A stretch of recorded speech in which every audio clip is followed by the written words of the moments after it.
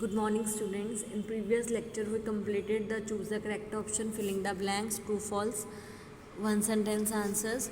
Now we are going to start the 3-4 sentence answers of this chapter.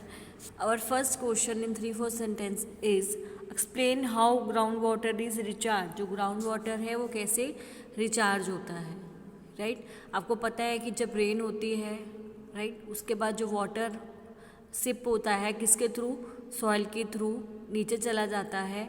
और नीचे क्या है, हमारे क्या अवेलेबल है, नीचे जो रॉक्स अवेलेबल हैं उनमें जो स्पेस होती है, ठीक है, या फिर क्रैक्स होते हैं, वहाँ पे जाके क्या हो जाता है, फिल हो जाता है। Okay, this process of sipping, जब ये प्रोसेस होता है सिपिंग का, उस प्रोसेस को हम क्या बोलते हैं, इन्फिल्ट्रेशन का प्रोसेस भी बोला जाता है। इसके कारण क्या होता है, जो भी ग्राउंड वाटर है वो हमारा रिचार्ज होना शुरू हो जाता है। ओके, तो देखो, the rain water and water from other sources such as river and pond seeps through the soil के थ्रू सिप्स करते हैं and fills the empty spaces, empty space को फिल कर देते हैं, and cracks deep below the ground, जो ground के नीचे क्रैक्स हैं, स्पेस है, वहाँ पे फिल हो जाते हैं। Okay, the process of seeping of water into the ground is called infiltration. ऐसा प्रोसेस जो सिप करता है वाटर को किस में, ग्राउंड में, उसको हम इन्फिल्ट्रेशन का प्रोसेस बोलते हैं। The process of seeping of water into the ground is called infiltration. Okay, the ground water does get recharge by this process, इसके कारण जो ग्राउंड वाटर है वो रिचार्ज हो जाता है। ओके, जो भी रेन वाटर होता है, मेनली रेन वाटर से ही हमारा ग्राउंड वाटर रिचार्ज होता है। रेन नहीं होगी तो हमारा जो ग्राउंड वाटर है वो रिचार्ज नहीं हो पाएगा। ठीक है, रेन होती है, वाटर सॉइल के थ्रू सिप होता है, सिप होने से वो नीचे क्रैक्स में फिल हो जाता है और जो नीचे स्पेस होती है वहाँ फिल हो जाता है। उसके बाद ये ग्राउंड वाटर मेरा क्या है, रिचार्ज हो जाता है।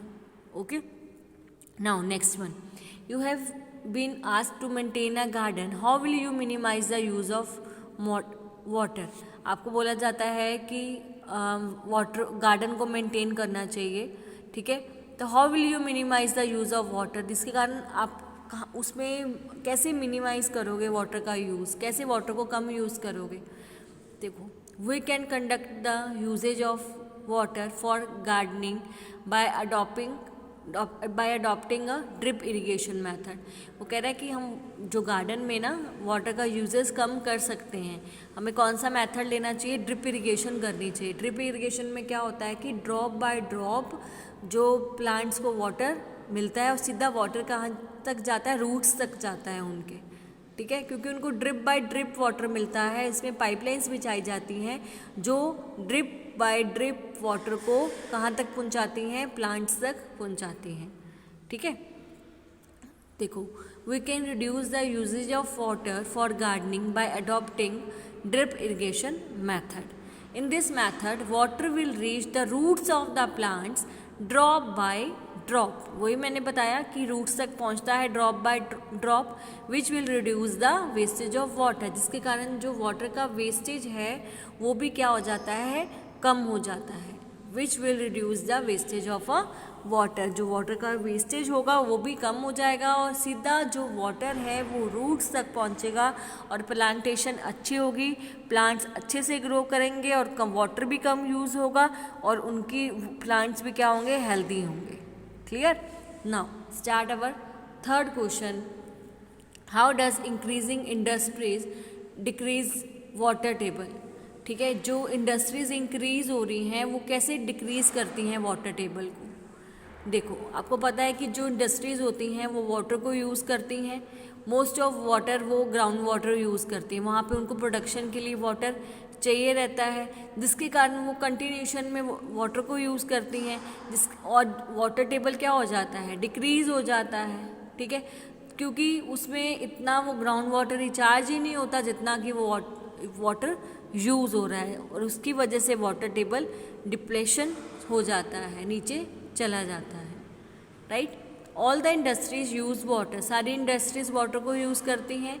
Almost everything that we use need water, somewhere in production process, कहीं ना कहीं प्रोडक्शन के प्रोसेस के लिए उनको वाटर चाहिए ही रहता है, ठीक है। मतलब सब थिंग्स के लिए उनको क्या चाहिए, वाटर चाहिए।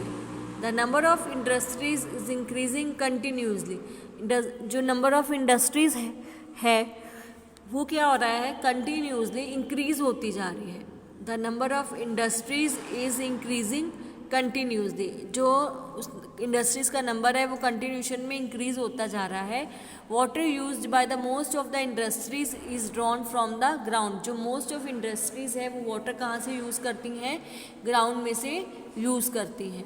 This result in depletion of a water table, जिसके कारण वाटर टेबल क्या हो रहा है, डिप्लेनिश हो रहा है, डिप्लेशन हो रहा है, नीचे जा रहा है, गो डाउन हो रहा है। क्लियर, उसका रीज़न यही है क्योंकि इंडस्ट्रीज़ बहुत वाटर को यूज़ करती हैं, इवन सब मटेरियल में वाटर उनको चाहिए ही रहता है, उनके प्रोडक्शन के लिए उनको वाटर चाहिए। इतना वाटर वो यूज़ करती हैं और इतना तो वाटर रिचार्ज ही नहीं हो पाता, रिप्लेनिश ही नहीं हो पाता, इसके कारण जो वाटर टेबल है वो डिप्लेशन होता है, वो नीचे चला जाता है। क्लियर, ये था मेरा third question. Now last question in 3-4 sentence, what should be done to stop the wastage of water. अब आपको जो वाटर की वेस्टेज है, तो कॉमन सा क्वेश्चन है, खुद भी तुम लिख सकते हो कि तुम्हें जो वाटर की वेस्टेज है उसको कैसे स्टॉप करना चाहिए, कैसे कर सकते हो। आपकी जो लीकिंग टैप्स होती हैं हाउस की, स्कूल की और अदर प्लेसेस की, ठीक है, उनको रिपेयर कराना चाहिए, उनको बंद करके रखना चाहिए, ठीक है। जो डैमेज टैप्स होती हैं, पाइप्स होती हैं, उनको रिपेयर कराना चाहिए। उनको जो फ्रेश वाटर है वो क्या करना चाहिए, जब पानी तुम्हें चाहिए तभी पीना चाहिए, नहीं है तुम्हें वेस्ट करना चाहिए, बार बार पानी लो, थोड़ा से पियो और बाकी फेंक दो, ऐसा नहीं करना चाहिए, राइट। फिर उसको तुम्हें बाथिंग कपड़े धोने के लिए, फ्लोर साफ़ करने के लिए, ठीक है, जितना पानी चाहिए उतना ही तुम्हें यूज़ करना चाहिए। ज़्यादा वाटर तुम यूज़ करोगे तो वाटर क्या होगा, कंजर्व करके नहीं रख पाओगे, वेस्ट हो जाएगा वाटर, ठीक है। तो इन तरीक़ों से तुम्हें क्या करना चाहिए, वाटर को वेस्ट होने से बचाना चाहिए, ठीक है। वाटर को तुम यदि वेस्ट करके सेव करोगे, बचाओगे, तो ही आगे तुम्हारी जो जनरेशन है उनको क्या मिल सकता है, वाटर मिल सकता है। तुम ही इतना वाटर को यूज़ कर दोगे तो तुम्हारी नेक्स्ट जनरेशन होगी तो वो वाटर को क्या यूज़ करेगी, उनके पास तो वाटर ही नहीं मिलेगा।